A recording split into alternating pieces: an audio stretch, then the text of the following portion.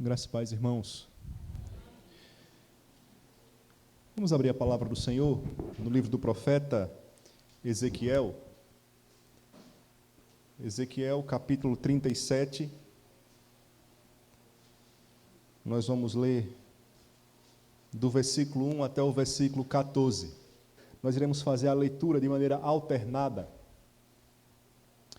Eu lerei os versículos ímpares, os irmãos lerão os pares, e assim nós iremos ler esses 14 primeiros versículos.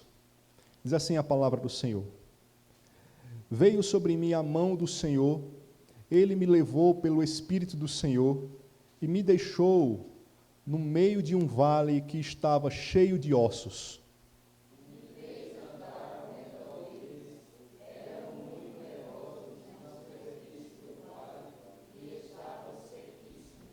Então me perguntou: Filho do homem, acaso poderão reviver estes ossos?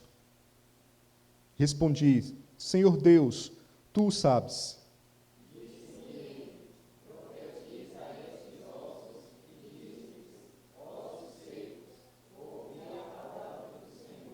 Assim diz o Senhor Deus a estes ossos: Eis que farei entrar o Espírito em vós e vivereis.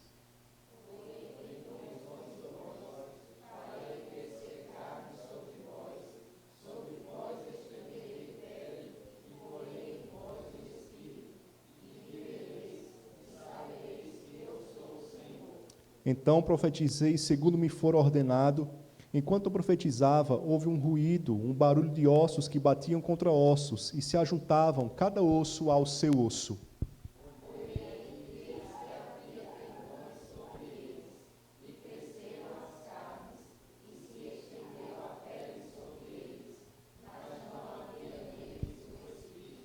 Então ele me disse: Profetiza ao Espírito, profetiza ao Filho do Homem, e diz-lhe: Assim diz o Senhor Deus: Vem dos quatro ventos, ó Espírito, e assopra sobre estes mortos para que vivam.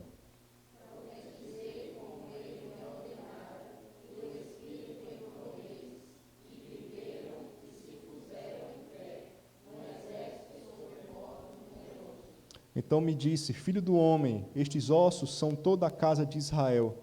Eis que dizem: Os nossos ossos se secaram e pereceu a nossa esperança. Estamos de todo exterminados.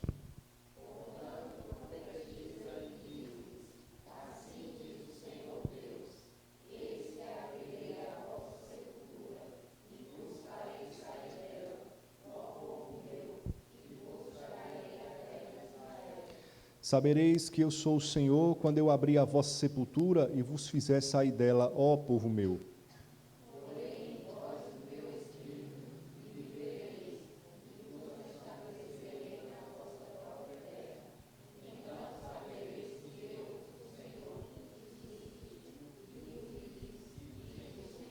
Amém. Vamos orar, vamos falar com o Senhor.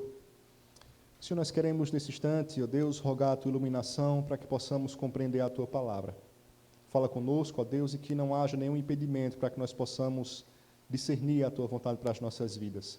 Portanto, aplica em nosso coração a Tua palavra por meio do Teu Espírito Santo, e que assim sejamos nesta manhã renovados, ó Deus, fortalecidos, para que possamos, ó Deus, continuar crendo e esperançosos de que o Senhor fará e continuará fazendo maravilhas em nosso meio. É assim que nós te oramos, em nome do Senhor Jesus. Amém. Meus amados irmãos, um dos principais nomes do cristianismo do século XX foi um homem chamado Francis Schaeffer. Francis Schaeffer foi um teólogo, foi também filósofo e também foi pastor. Além disso, Francis Schaeffer foi escritor. E entre os seus livros se destacam a sua trilogia: A Morte da Razão, O Deus que se Revela e O Deus que Intervém. A Morte da Razão, O Deus que se Revela e O Deus que Intervém. Este último, O Deus que Intervém, traz a sua análise sobre o vazio que resulta do pensamento secular. E em contrapartida a este vazio, a este pensamento secular, mostra que a esperança está na volta à palavra de Deus, que nos vivifica, palavra que Ele nos comunicou nas Escrituras. Desta forma, o Deus que intervém, esta obra ressalta o poder de Deus em transformar, em modificar situações através do seu poder, até mesmo cenários que parecem inalteráveis. Irmãos, o texto que nós lemos nos mostra este poder transformador de Deus em ação. O livro do profeta Ezequiel traz a palavra do Senhor através de parábolas, de sinais e de símbolos. Traz aos exilados que estavam cativos na Babilônia e que, apesar deste exílio, apesar deste cenário desfavorável, Deus iria renovar o seu povo, Deus iria agir, Deus iria intervir para transformar aquela situação.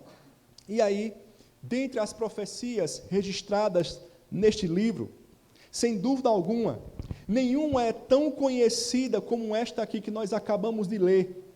Profecia esta que, partindo de um cenário negativo, acaba sendo positiva no seu fim, a partir da intervenção de Deus e da manifestação do seu poder transformador. Portanto, vejamos o poder transformador de Deus em ação. E assim, irmãos, reanimemos a nossa fé, reanimemos a nossa esperança de mudança, confiados no poder absoluto do Senhor. Vejamos e reanimemos a partir desse texto. E aí vejamos o cenário a ser transformado, vejamos a ação necessária à transformação e, por fim, a amplitude da transformação efetuada pelo Senhor. É isso que iremos ver a partir de agora. Iremos ver o poder transformador do Deus que intervém. O poder transformador do Deus que intervém.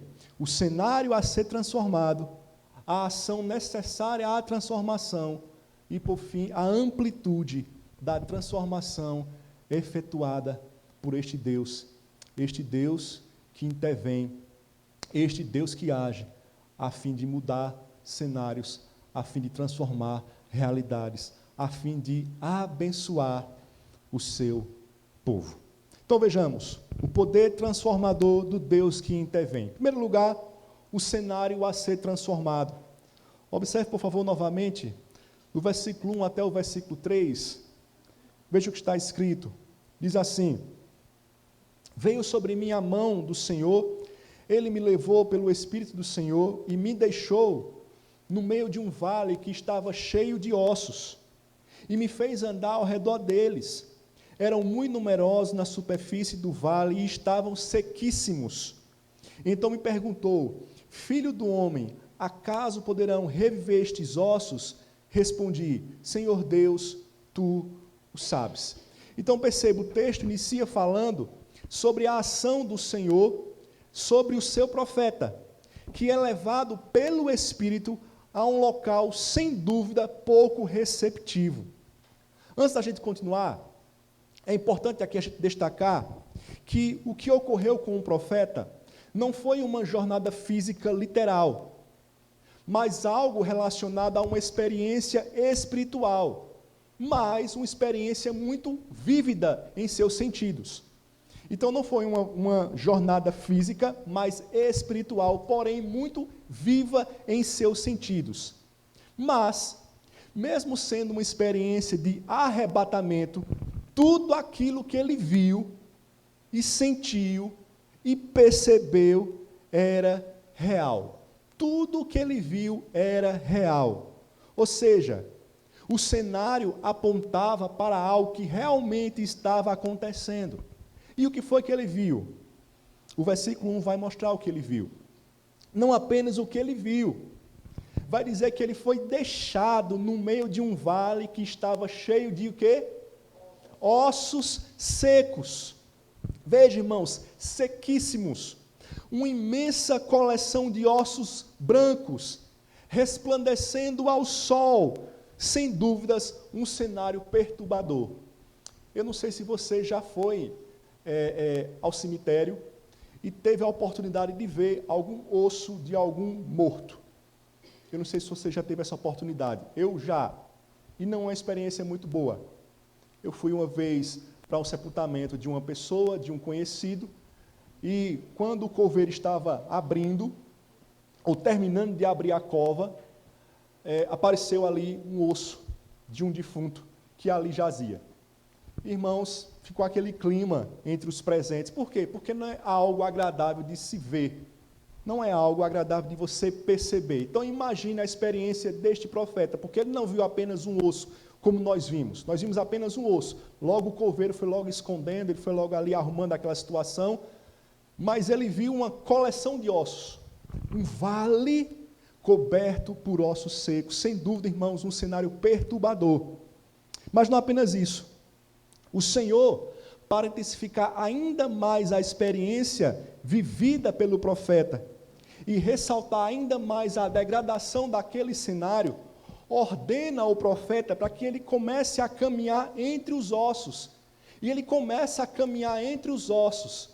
Veja, irmãos, imagine isso. Não apenas ele viu, mas ele tem que caminhar entre os ossos, conforme o versículo 2, estavam sequíssimos. Ou seja, aqueles ossos pertenciam a pessoas que haviam há muito tempo falecido. Nós temos aqui um cenário, portanto, desolador. Este cenário aqui sugere um resto de uma grande catástrofe. Os ossos acima do vale, os ossos sobre a superfície, remetem a cadáveres aos quais foram negadas sepulturas adequadas. E por isso foram deixados aos abutres. Irmãos, essa situação certamente causou no profeta Ezequiel grande angústia. Por quê? Porque causaria em todos nós, mas nele ainda mais, porque ele era israelita e ele não podia ter contato com o morto, questão cerimonial, e ele era sacerdote, conforme o capítulo 1, versículo 3. Ele sabia o quão era importante o tratamento adequado a cadáveres humanos. Então, toda esta situação certamente causou angústia no coração do profeta.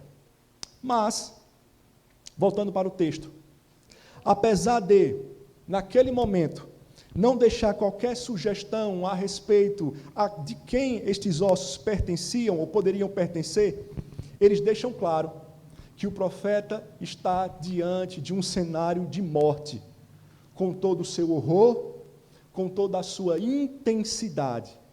Mas perceba, irmãos, era este cenário que Deus iria transformar. Era este cenário que Deus iria modificar, porque Deus é o Deus que intervém.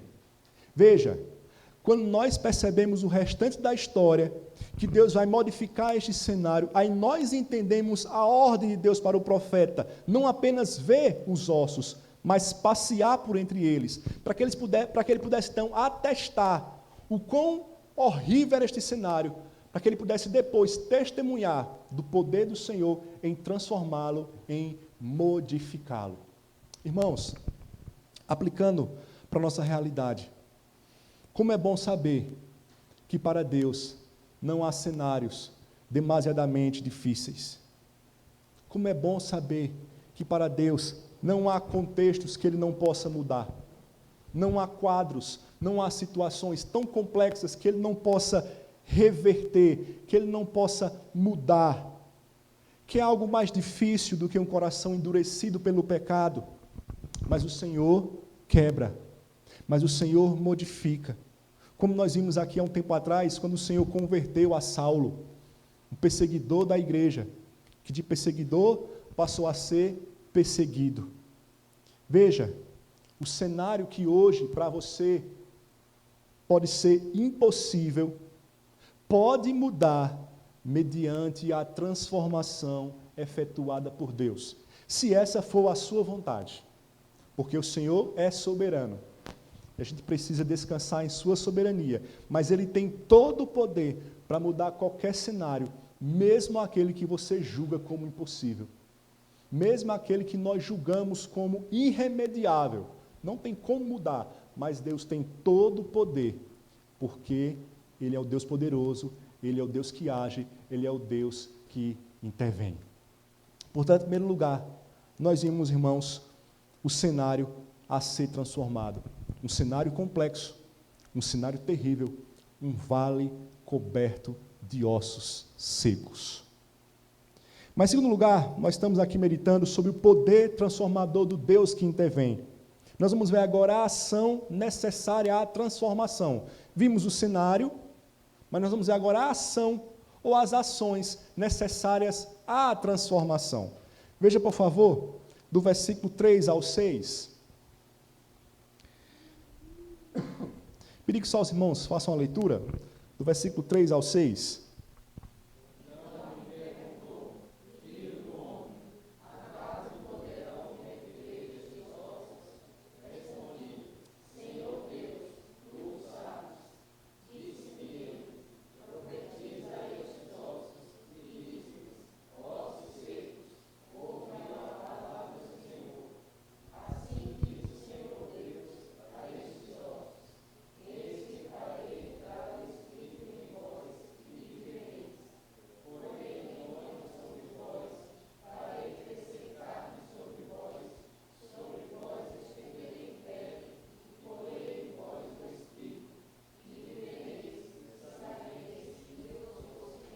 Veja, irmãos, estamos vendo aqui que Deus é um Deus que intervém, que Deus é um Deus que transforma, que Deus é um Deus que age. Tudo isso com base nesse texto aqui, Ezequiel 37, que relata o vale de ossos secos. E aí nós já vimos a descrição do cenário a ser transformado. Veremos agora a ação necessária à transformação. Veja, o versículo 3 nos mostra que de maneira surpreendente, o Senhor questiona o profeta quanto à possibilidade daqueles ossos reviverem. Então veja, lembremos, Ezequiel foi levado até aquele local, numa experiência espiritual, mas muito vívida.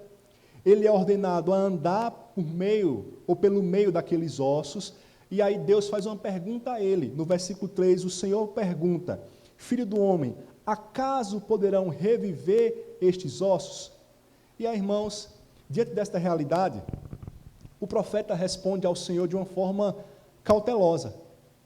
Ele não vai excluir esta possibilidade, mas também não vai afirmar. Ele não exclui, mas também não afirma. Afinal de contas, ele está vendo o cenário complexo, ele está percebendo aquele cenário terrível. E aí ele meio que devolve para Deus, diz assim: Senhor Deus, tu sabes. Senhor Deus, tu sabes. É como se ele estivesse dizendo: olha, Senhor, sabe todas as coisas. É com o Senhor. Como se ele estivesse jogando a bola novamente para Deus.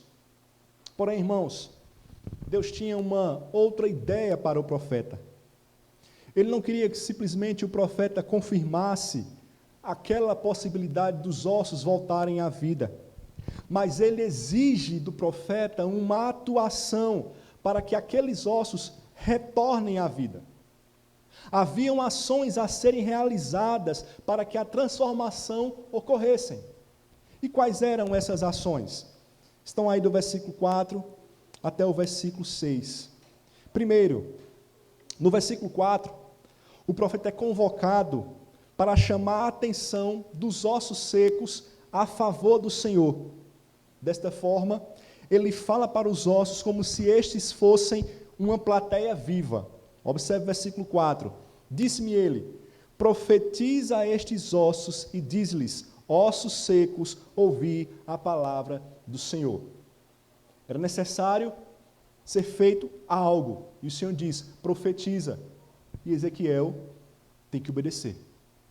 Mesmo que humanamente falando, irmãos, não houvesse lógica para aquela ação, para aquela iniciativa de Ezequiel, profetizar para ossos, mas o Senhor está mandando, o Senhor está ordenando, e ele tem que obedecer. Ah, mas não tem lógica, não faz sentido, mas o Senhor está mandando, tem que obedecer, tem que cumprir. Porque Deus, ele pode inverter a lógica, porque ele tem todo poder. Nós vimos também recentemente, quando o Senhor chamou Abrão, lhe fez promessas e mandou que Abrão saísse da sua terra e fosse para uma terra que o Senhor ainda iria lhe mostrar. E ele simplesmente obedeceu. Ele não ficou questionando, ele não disse, Senhor, me entregue primeiro um mapa, Senhor, me entregue um GPS para que eu possa saber como é que eu vou chegar, traga pessoas daquela terra para que possam me dizer como é a terra. Ele simplesmente obedeceu. E é assim, irmãos, que temos que fazer. Porque nós somos chamados para andar por fé e não por vistas. E sem fé é o que mesmo? É impossível o quê? Agradar a Deus. Então ele tinha que fazer isso. Nós estamos aqui vendo as ações necessárias à transformação. Já no versículo 5, o Senhor afirma o que irá fazer, o que ele mesmo irá realizar. Veja o versículo 5. Assim diz o Senhor Deus a estes ossos, eis que farei entrar o Espírito em vós e vivereis. Veja, o profeta tinha que profetizar, mas a ação de trazer vida compete ao Senhor. O milagre em si compete ao Senhor. Por fim, no versículo 6, mostra que o Senhor iria religar os ossos com tendões, cobrir os ossos com carne, revestir a carne com pele e infundir-lhes fogo. E aí, fôlego. E aí, após isso, os versículos 7 a 10, nos mostra a total obediência do profeta agindo de conformidade com a vontade de Deus. Veja aí o versículo 7. O que ele vai dizer logo no início? Então profetizei segundo me fora ordenado. Ele está obedecendo. Então profetizei segundo me fora ordenado. Veja o versículo 8. Olhei e eis que havia tendões sobre eles. Veja, ele está aqui com uma expectativa confiante. Ele profetizou e ele creu que o Senhor de fato faria vir sobre aqueles ossos, tendões, pele, como ele havia dito. E no versículo 10 ele vai dizer, profetizei como ele me ordenara. Então veja, irmãos, a partir destas ações ordenadas por Deus, o cenário é modificado. O cenário é transformado. Nós vamos ver a seguir como esse cenário mudou completamente. Mas por ora fica a lição. A lição é, nós precisamos obedecer ao Senhor. Para que a transformação ocorra, para que a mudança ocorra, nós precisamos tomar parte também. Confiados no Senhor, dependendo da sua soberania, mas fazendo a nossa parte. Devemos, irmãos, vigiar e orar. Devemos orar e trabalhar. Muitas vezes, nós pensamos que a soberania do Senhor anula a nossa responsabilidade. Então nós encontramos cenários que precisam ser transformados e nós simplesmente dizemos assim, eu entrego a Deus. Mas e a sua parte? Nem orar você vai orar? Nem buscar em Deus mudança para o seu comportamento, para que você possa ser um instrumento de bênção, para que aquele cenário complexo modifique a partir da sua vida, você não vai buscar essa mudança, simplesmente vai dizer, não, Deus mude. E você não vai pagar o preço. Ora et labora, ora e trabalha. Veja, irmãos, nós encontramos isso na própria pessoa do Senhor Jesus. Jesus assumiu nossa natureza, sofreu durante a sua vida, cumpriu as exigências da lei, morreu em nosso lugar, ressuscitou para a nossa justificação, ou seja, ele trabalhou a fim de cumprir o plano soberano do Pai. Então, com base nisso, devemos tomar a iniciativa, agir, para que a transformação ocorra em nossa vida, para que a transformação ocorra em nossa casa, para que a mudança ocorra em nossa cidade. Precisamos, é necessário, irmãos, mudança. É necessário crermos na palavra do Senhor, obedecermos a sua palavra e fazermos aquilo que nos compete. Orar, buscar, interceder, ser fiel ao Senhor. E aí Ele fará o resto. O milagre é com Ele, mas aquilo que Ele ordena que nós façamos e compete a nós, devemos então fazer. Ezequiel fez. Ele tinha que profetizar. Ele profetizou. A partir disso, o Senhor trouxe o Espírito, como nós veremos. Então, hajamos. Não fiquemos inertes, mas hajamos. Trabalhemos, oremos, busquemos ao Senhor, para que possamos ver a mudança ocorrendo e o nome do Senhor sendo glorificado. Você pode ser a mudança que você tanto tem buscado. Você pode ser a resposta da oração que você tanto tem buscado ao Senhor. Você pode ser, começando por você, desde que você atue, desde que você trabalhe na dependência do Senhor, que aquele contexto venha a ser modificado pelo poder do Deus que intervém. Mas, em último lugar, irmãos, nós estamos vendo o poder transformador do Deus que intervém. Nós já vimos o cenário a ser transformado. Nós já vimos, irmãos, a ação necessária à transformação. E, por fim, veremos a amplitude da transformação. Qual o tamanho dessa transformação? É isso que veremos agora. Os versículos 10 a 14. Diz assim: profetizei como ele me ordenara, e o Espírito entrou neles. E viveram, e se puseram em pé, um exército sobremodo numeroso. Então me disse: filho do homem, estes ossos são toda a casa de Israel. Eis que dizem: os nossos ossos se secaram, e pereceu a nossa esperança. Estamos de todo exterminados. Portanto, profetiza e diz-lhes: assim diz o Senhor Deus: eis que abrirei a vossa sepultura, e vos farei sair dela, ó povo meu, e vos trarei a terra de Israel. Sabereis que eu sou o Senhor, quando eu abrir a vossa sepultura, e vos fizer sair dela, ó povo meu. Porém em vós o meu espírito, e vivereis, e vos estabelecerei na vossa própria terra. Então sabereis que eu, o Senhor, disse isto, e o fiz, diz o Senhor. Então nós vamos ver agora, irmãos, por fim, a amplitude da transformação. Então veja, o versículo 10 nos mostra que ao concluir a ação ordenada por Deus, o profeta testemunha algo maravilhoso. Ele que vira um vale de ossos secos, agora começa a perceber algo maravilhoso ocorrendo. Algo extraordinário acontecendo. E o que é que ele vê? Olha o versículo 10. Ele vai dizer: o Espírito entrou neles, nos ossos, e viveram, e se puseram em pé, um exército sobremodo numeroso. Ele profetizou, e Deus trouxe vida. Veja, irmãos, embora aqui possa parecer apenas uma simples descrição, embora aqui nesse texto aqui nada é simples, este versículo nos mostra a amplitude, ou seja, a extensão da transformação efetuada pelo Senhor. Porque o relato do profeta Ezequiel mostra que aqueles ossos não voltaram apenas à vida, mas se tornaram um exército sobremodo numeroso. Existe uma diferença, irmãos, entre simplesmente voltar à vida e se tornar um exército numeroso. Por quê? Porque a figura de exército remonta ao quê? A poder. Exército remonta a poder, remonta a unidade.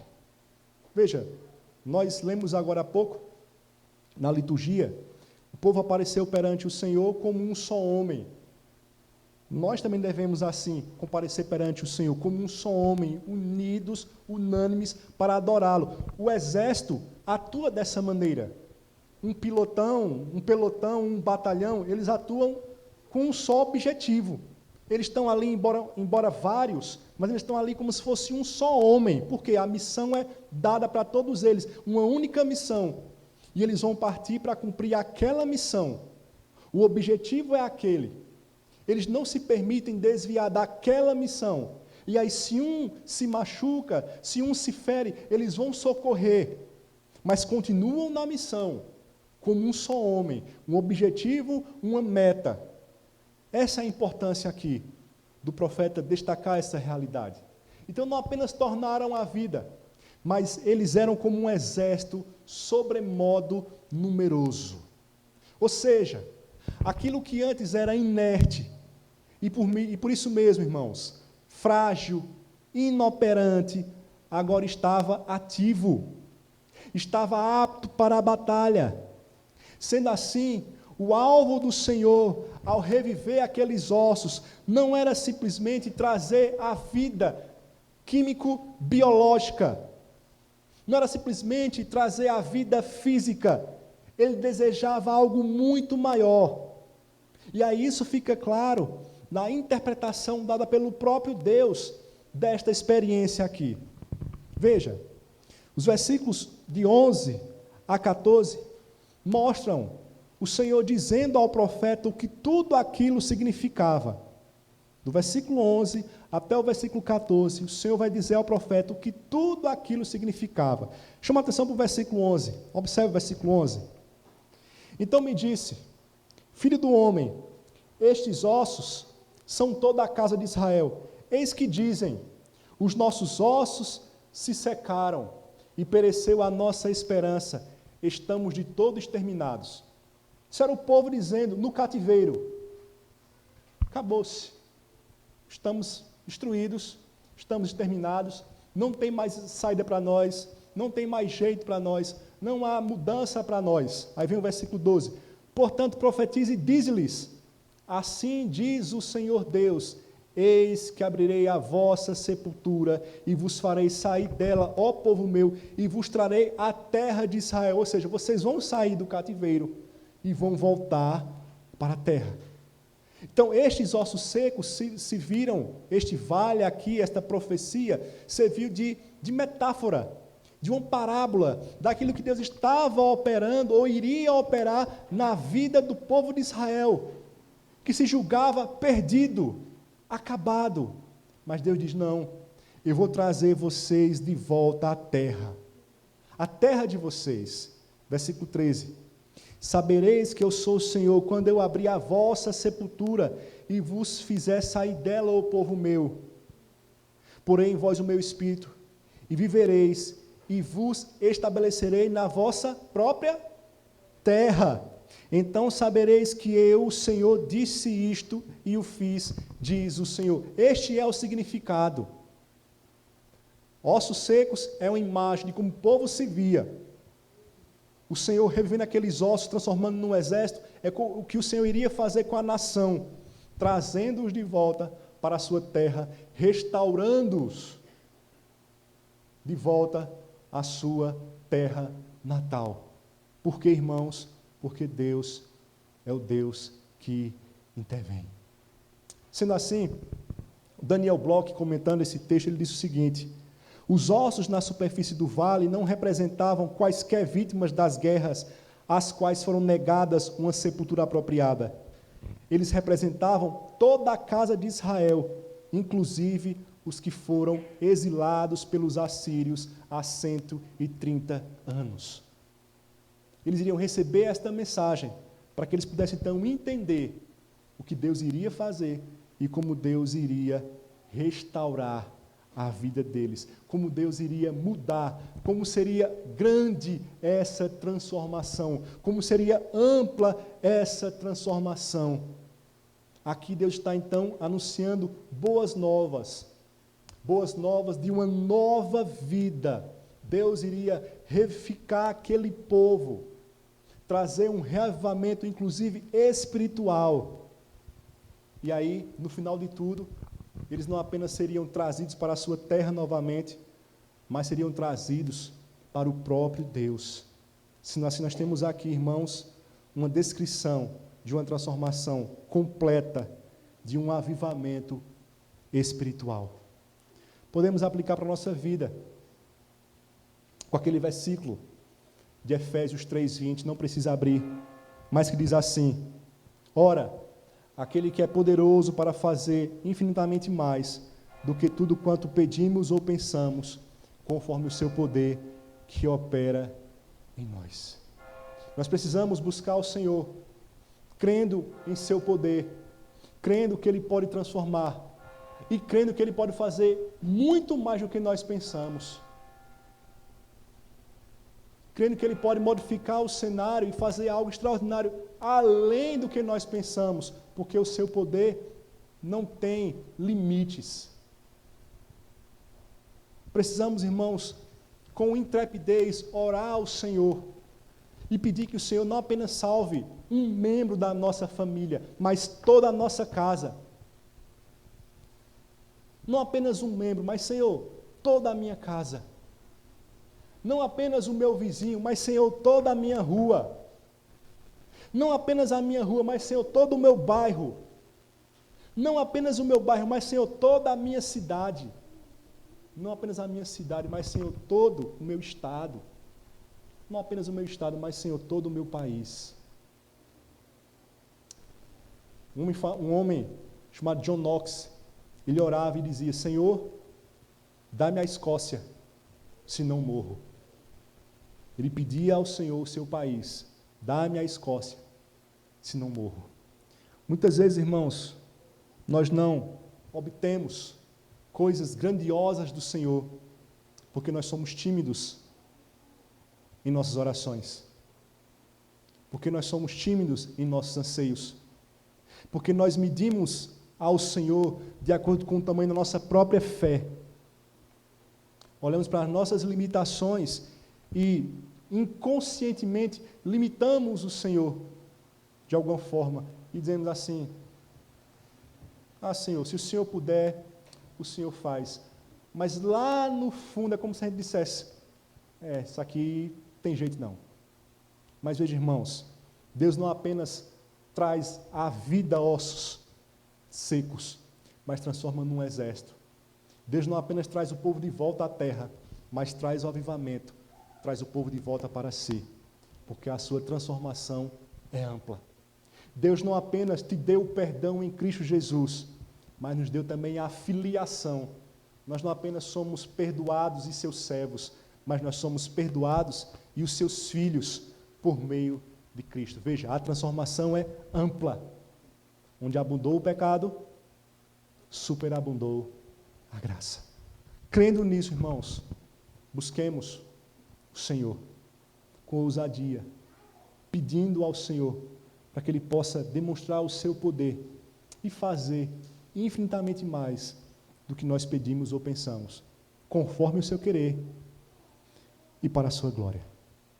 Concluindo, nós iniciamos falando sobre um livro do Francis Schaeffer, O Deus que Intervém. Mais do que um livro, mais do que um título, esta é uma verdade expressa na Escritura, e este relato aqui de Ezequiel nos mostra isso. Portanto, diante desse texto que nós lemos e meditamos nesta manhã, creia que para o Senhor não haverá impossíveis em todas as suas promessas. Não importa o cenário, Ele pode transformar. Não importa o cenário, Ele pode transformar. Diante disto, haja, tome a iniciativa, pague o preço, busque-o, entregue o seu caminho ao Senhor, confie nele, e o mais Ele fará. E por fim, creia que o que o Senhor tem para nós é algo muito maior do que aquilo que nós podemos pedir ou pensar. Grande é a transformação que Ele pode fazer segundo o seu querer e o seu imenso poder. Que o Senhor nos abençoe, que o Senhor aplique essa palavra no nosso coração e nessa manhã reanime a nossa fé para que nós continuemos crendo e continuemos caminhando, buscando a sua vontade, para que em tudo o seu nome venha a ser glorificado. Amém.